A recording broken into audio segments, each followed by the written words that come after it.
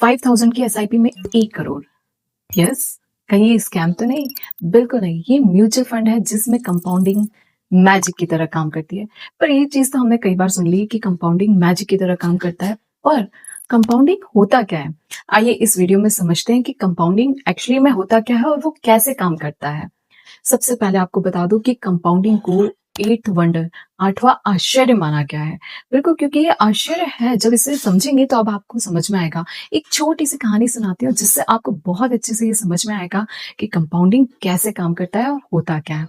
एक राजा था जिसके राज्य में एक कवि था जो कि बहुत बुद्धिमान था, पर वो अपनी रचनाएं लिखने में इतना बिजी हो गया था कि कहीं नहीं निकलता था। उसके घर में सारा राशन खत्म हो चुका था। उसकी बीवी और बच्चे परेशान हो गए थे। फाइनली जाकर बीवी ने उससे रिक्वेस्ट किया कि प्लीज कुछ करिए और जाइए, बाहर निकलिए, घर में कुछ भी नहीं बचा है। कवि ने बहुत सोचा और राजा से हेल्प मांगने का डिसाइड किया। जब वो राजा के दरबार में जाता है तो राजा जब उसकी कविताएं सुनता है तो वो भी बहुत खुश हो जाता है, इतनी अद्भुत रचनाएं थी।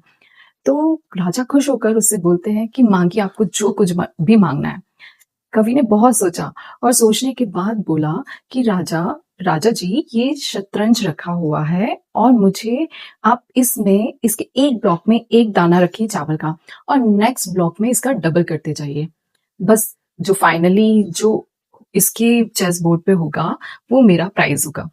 सारे मंत्रीगण हंसने लगे कि ये क्या, ये तो कुछ भी मांग सकता था, इसने क्या मांगा, चावल का दाना। राजा ने भी कहा कि आप मुझसे सोना मांग सकते हैं, चांदी मांग सकते हैं, जमीन जायदाद मांग सकते हैं, आप ये क्या मांग रहे हैं?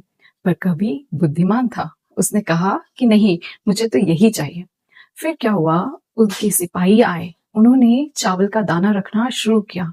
पहले ब्लॉक में एक दाना रखा और सेकंड ब्लॉक में दो, थर्ड ब्लॉक में ये दाने 4 हो चुके थे और फिफ्थ फोर्थ ब्लॉक में ये 8 दाने।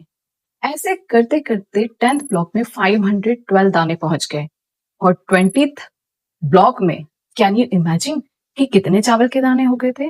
5 लाख से भी ज्यादा। और आधे चेस बोर्ड तक आते आते राजा का पूरा राशन खत्म हो चुका था। और अब राजा को समझ में आ गया कि कवि वाकई में बुद्धिमान है। अब उसके पास देने के लिए कुछ बचा ही नहीं और चेस बोर्ड तो आधा भी फिनिश नहीं हुआ था। फिर उसने फाइनली जाकर कवि से माफी मांगी। उन्होंने बोला, कवि, हम आपकी ये डिमांड तो पूरी नहीं कर सकते, अब आप ही बताइए। तो फाइनली कवि को उन्होंने अपने राज दरबार में शामिल कर लिया, मंत्री की नियुक्ति दी और वो खुशी खुशी अपने घर आ गए। पर आप ये समझिए कि ये शुरुआत कहाँ से हुई? एक छोटे से चावल के दाने से। तो आप इसको समझिए कि इस तरीके से कंपाउंडिंग काम करते। आप भी अपनी वेल्थ क्रिएशन को एक छोटी सी एसआईपी से स्टार्ट कर सकते हैं और बड़ा कॉर्पस क्रिएट कर सकते हैं। तो आज ही अपनी जर्नी वेल्थ क्रिएशन स्टार्ट करिए, आज ही अपनी एसआईपी स्टार्ट करिए और इसी तरीके के फाइनेंशियल अपडेट के लिए मेरे साथ जुड़े रहिए।